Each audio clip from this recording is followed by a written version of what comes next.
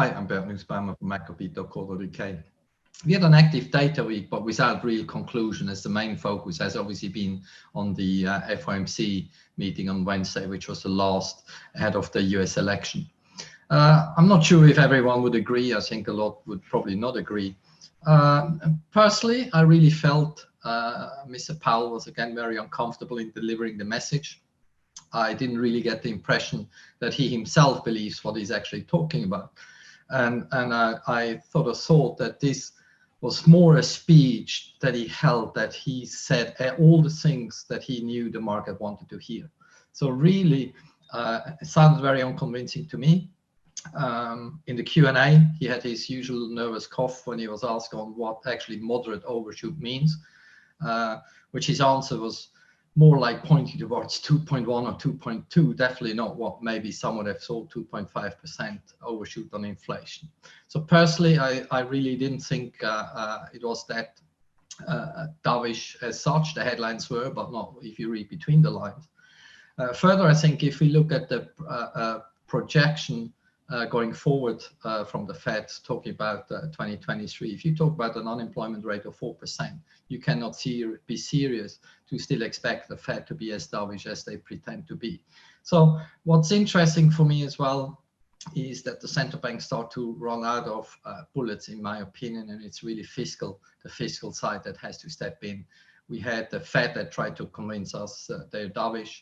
We had the ECB the other week that sort of tried to tell us everything is good. Neither had really the reaction that we would expect.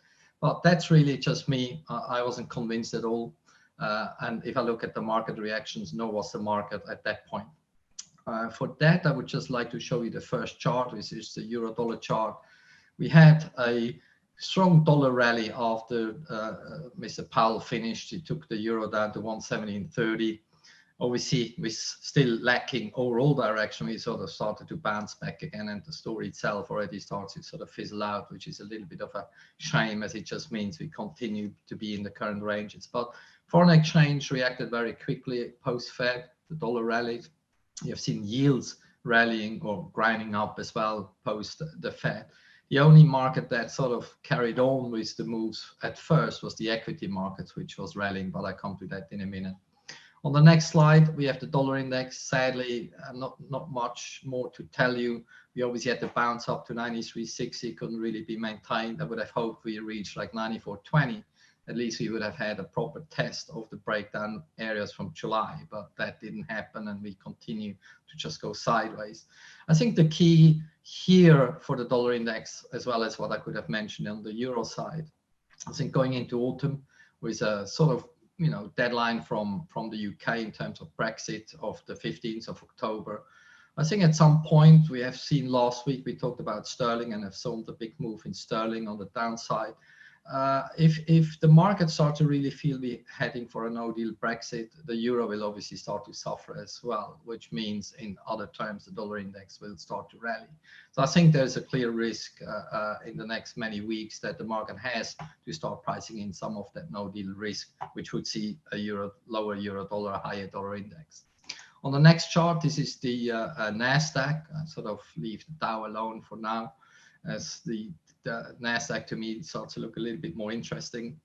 We had now 3 closes below that 11,102 FIBA support. Again, last night we closed below there. So maybe we need to watch it for another day. So if we were to start staying below that 11,102 area, I would think this is really the signal that equities start to slowly turn south, which I think would mean a break below my 27,580 level in the Dow as well. On the last chart, we have gold. Gold really has to soon perform. Otherwise, we start to really chew away on that support line. The risks start to increasing that gold is going to go for a bigger shakeout. The only thing that can avoid that would be a clean sort of move back into this old uptrend at 1956. And to be safe, really has to break 1980. The longer we stay below there, the greater the risk to see a bigger shakeup that could really go as low as 1836. That's it from me. Thanks very much indeed.